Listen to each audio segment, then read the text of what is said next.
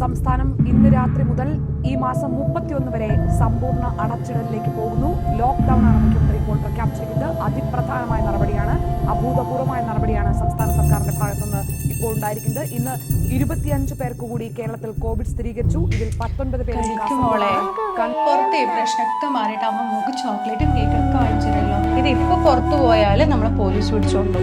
എന്നിട്ട് അവിടെ പിള്ളേരെ പിടിച്ചിട്ട് ഞാൻ കഴിക്കൂല. ഇവളിത് കഴിക്കുന്നില്ല കേട്ടോ. അമ്മ വാശി പിടിക്കല്ലേ മോളെ, അച്ഛൻ ജോലി ചെയ്യല്ലേ. അമ്മൂസ് ഇപ്പൊ കഴിക്കും.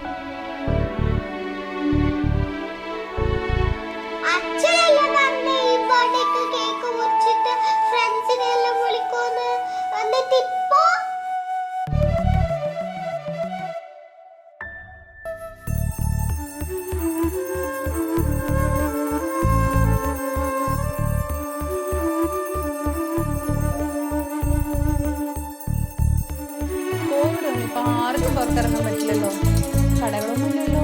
അതുകൊണ്ടല്ലേ അച്ഛന് വാങ്ങിച്ചു തരാൻ പറ്റാത്തെ.